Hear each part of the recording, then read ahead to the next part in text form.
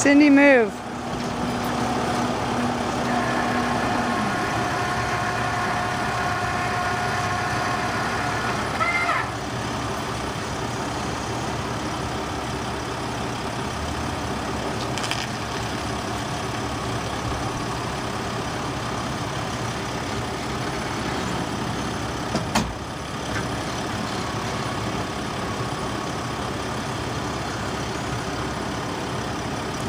I should do the trick now. Yeah, this works it up and down, this works the little lights on this one.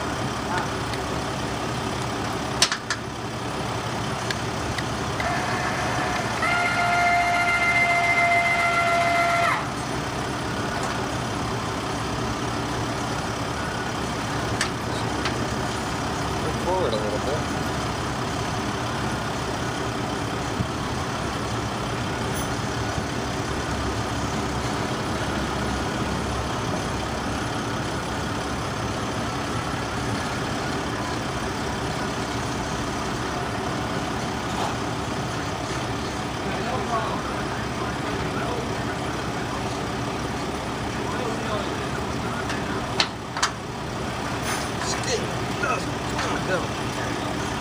The vehicle moves every time I put it in park. So basically what happens is there's a little piece underneath that goes under the ball. So you pull it out.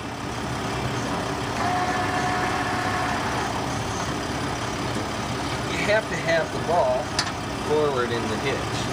So every time I got out it would fall backwards a little bit. So I just pushed the trailer back a bit. I want to hitch that up. We're not going to wait on the vehicle yet until we've got the bars onto the hitch itself. Okay.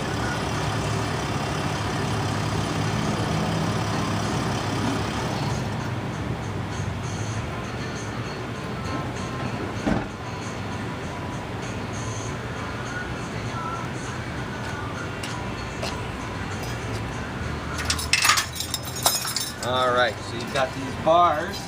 Does this come with written instructions? Not really, it kind of does. They'll be more complicated than what I'm explaining. Okay. So, basically you have the bars with the groove most of the way around. Okay? It doesn't go all the way around, there's a purpose for that later that I'll show you. There's a little keeper pin up inside these cylinders that are spring loaded in them. And what you're trying to do, you won't feel it. What you're trying to do is pull the bar up past the keeper pin. Like that. So the keeper pin's actually in the front end of it. Again, you won't see it. It's inside. So you should be able to take this around and it won't fall out. Rotate it to the vehicle. It comes right out. So it pushes that pin out of the way and it gets the part that's not grooved. Up and in. Parts.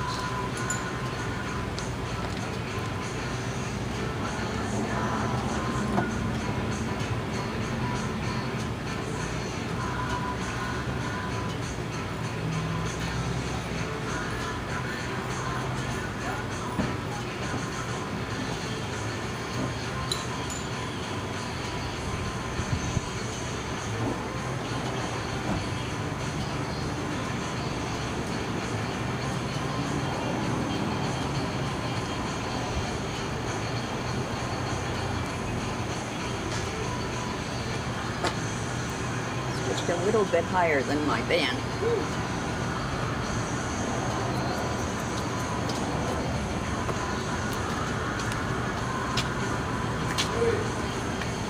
Here it is.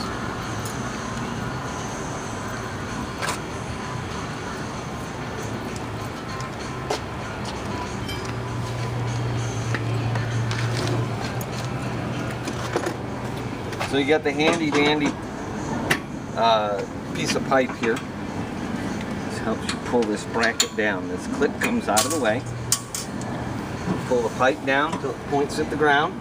Pull the pipe out, set it to the side because you're going to need both hands to do the rest. Get your chain, make sure it's nice and straight, not twisted. You're going to drop the first chain link. No, we're going to use the first chain link. You're going to use the first chain link. You're going to put it onto the hook like that. And then you're going to rotate this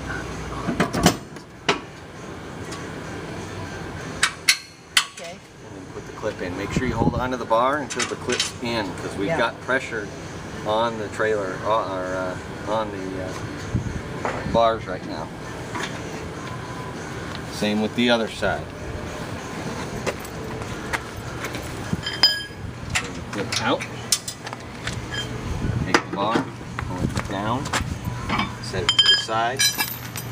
Take your bar, pull it up into the receiver until it locks. Make sure that it's locked. Like I said, you can sit there and wiggle it a little bit. Take your chain links, put it on to the bar, or onto the bracket, put the bar back on, and rotate it up and on. And again, keep the clip in there before you take the bar out. Again, anytime you're putting the bars on or taking the bars off, make sure there's no weight on the vehicle. All we've done is put the trailer hitch, or the trailer, onto the ball, and then just made sure it was locked in place. I didn't put any weight down on it. Okay. Once you have the bars and the chains on, then it's okay. As you can see, it won't go down anymore.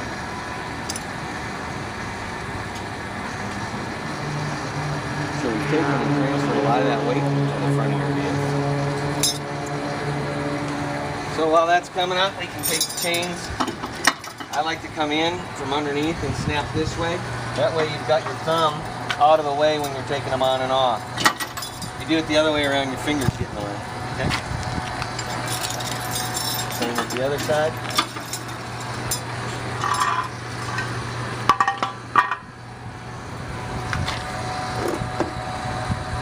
Got a little snap lock here. This guy goes through here. We'll latch that here in a minute. Okay. This goes all the way up. You can see the little white piece of tape they got in there. Don't go any higher than that. It'll click at you anyway, or it'll stop. And then you take the clip out of here and pull your leg up all the way so it's out of the way. Obviously, before you put the leg down, make sure you've got the foot as extended as possible. That way you'll be able to get it on and off the vehicle. Yeah. No problem. So then we also have your lifeline. Basically, this is what this is. It goes to from the vehicle, and the trailer plugs into the vehicle, and that provides all your lighting and whatnot on the outside for your blinkers and your brakes and lighting. It also supplies 12-volt charging power to the battery while you're driving down the road, and that way you recharge your battery. It also carries the signal for the brake controller too. So this guy I like to put, if I can, I'm going to try, put it up in here. That's pointing. Okay. Like this keeps it out of this area from getting pinched. Yeah. So then the last part of it is the breakaway cable here. So this cable is attached to a pin which goes into a little controller. When that pin is pulled out, it sets the brake on the trailer without actually being hooked up to the trailer, or to the vehicle. So it's your last means of safety if everything comes apart. So this hooks to your vehicle and gets pulled out if everything comes apart, of course. Goes through the chain there and through the chain here. That just keeps it off the ground. You want to make sure it's nice and loose so it can still pull out of there. And then attach it to your vehicle separately than everything else. That'll ensure that it pulls out in an emergency.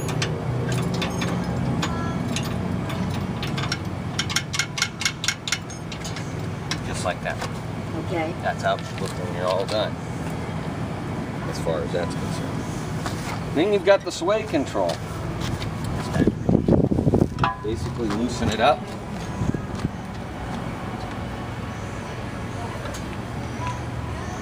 Moves back and forth relatively easily. Put it onto the vehicle, onto the two balls, and put your clips in. Like that.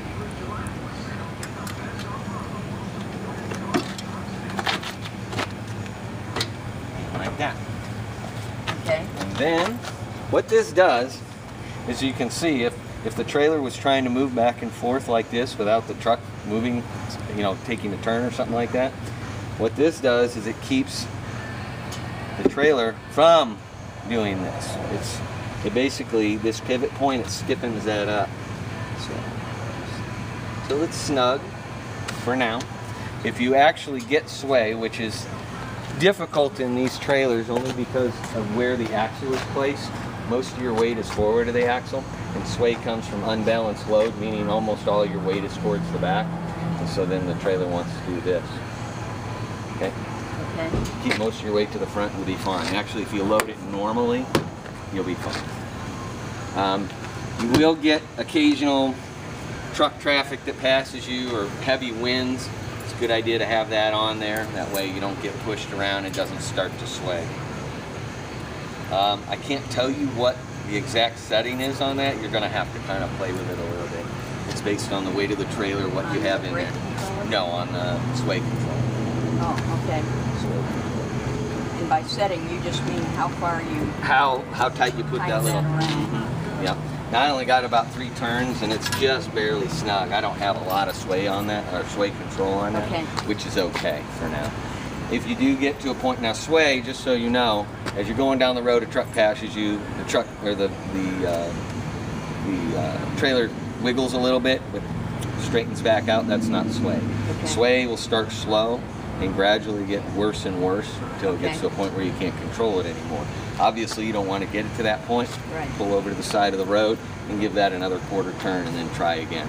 Okay. Okay? Sounds good. So far, so good? Yep. You ready to do the brake controller and try it out? Let's check your lights first. Now, does this thing lock on there at all, or how do I keep people from swiping it? There's no place to lock it really. Okay. So yeah, if somebody really wanted it, it's like anything else. If they want it, they're going to get it anyway. Yeah. So you can certainly lock the trailer with a couple of devices. You have one here that you can get that goes into the ball and locks it there. You also can do what else? What else have I seen?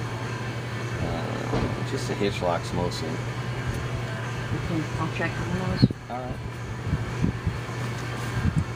Now let's check your lights first, and then we'll